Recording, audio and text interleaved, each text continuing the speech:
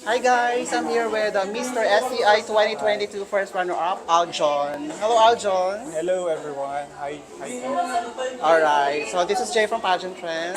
Ayan, so how was your journey so far of Mr. STI 2022? The journey was so very exciting because marami kayong makakasalamuhan na new friends and stops and i-guide ka nila and as well as ito-train ka nila kung ano dapat yung mga dapat mong gawin and values ang importante pag nag-join ka ng pageant. Ayan, what have you learned from your journey sa Mr. STI?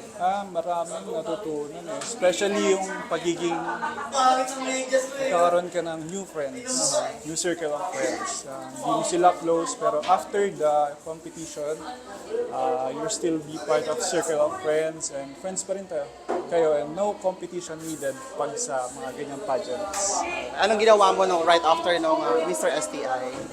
Kasi after noon, talagang nag-workout ako. Train pa din kasi after ng ilang months, may cluster meet pa rin tayo. Ginanap yun sa Balayan, Batangas. So, pang ilan ka doon? First runner-up yun po. Oh, first runner-up. Any future plan to join the national pageant? As of now po, siguro study po na Ilang, after, kasi graduating na po ngayon, fourth year Nice. college, tourism student po. Siguro after nun, balik pageant na po ulit. ano yung may advice mo sa mga candidates na Mr. STR, mga classmate mo na gusto mag-join ng pageant also? Best advice pag mag-join ka ng pageant, dapat hindi lang puro beauty. Dapat may brains ka rin. 50-50 para mababalance mo ang mga dapat mong gawin. Yun lang. And what do you think is the key para makuha mo yung crown or title?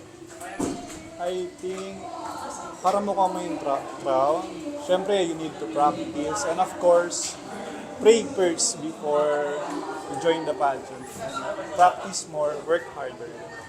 Alright. Meron ka bang social media accounts to follow my Ayun, followers? my Facebook account, Aljon Chua Baltasar. Also, IG, Aljon Baltasar. Ayan. Thank you so much, Aljon. Thank you po. And best of luck. And see you in the national pageant in the future. Thank you.